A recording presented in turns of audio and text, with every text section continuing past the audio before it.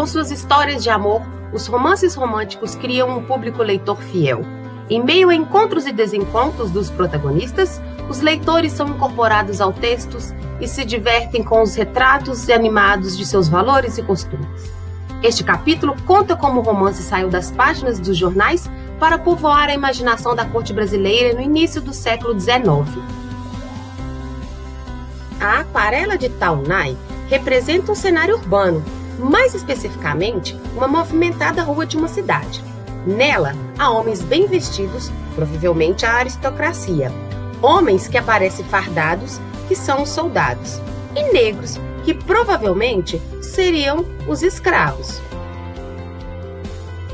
A imagem sugere uma vida urbana agitada. A rua retratada era o local de transações comerciais, já que os negros aparecem transportando mercadorias. A presença de escravos, o traje das pessoas, a iluminação por lampião, o chão de calçamento irregular sugerem que é uma cena lá no início do século XIX. O romance urbano era o retrato da vida na corte.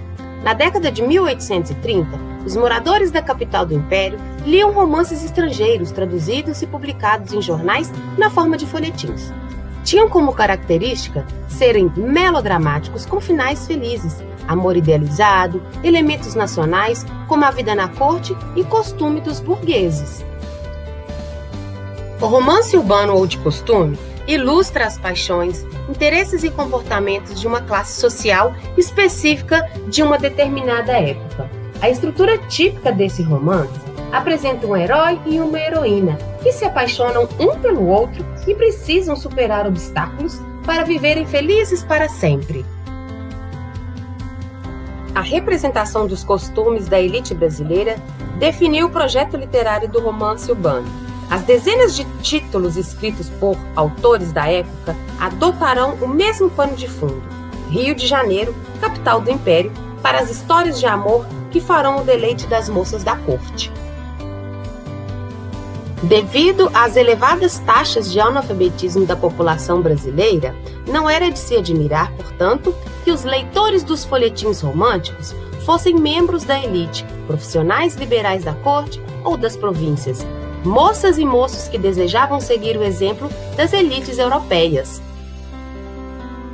Mantidas durante muito tempo sob estrito controle de pais e de maridos, as mulheres ganham importância significativa nos romances românticos.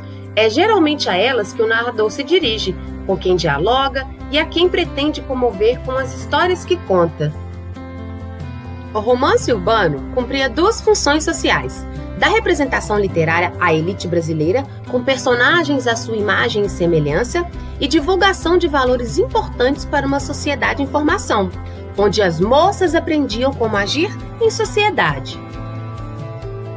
O trecho retirado do livro A Moreninha, de Joaquim Manuel de Macedo, mostra uma cena que funciona quase como um manual de boas maneiras para os membros da corte. O narrador informa sobre as conversas murmuradas, o olhar sonhador do senhor, o comportamento das mocinhas, chegando mesmo a destacar que conversavam sobre objetos inocentes que movem olhaduras e risadinhas apreciáveis. A linguagem do romance urbano é acessível. É frequente o narrador estabelecer diálogo com um leitor específico, que pode ser um amigo ou um parente. Essa interlocução faz com que a história contada ganhe o espaço de uma confidência trocada entre duas pessoas íntimas. Outro recurso narrativo encontrado são as referências a elementos que o leitor possa reconhecer do mundo real. Assim, os autores fazem com que suas personagens passeiem por locais públicos familiares aos leitores da corte. Neste exemplo, retirado do livro A Viuvinha, de José de Alencar, podemos perceber essas duas características dos romances urbanos, tanto na linguagem quanto a referência dos elementos.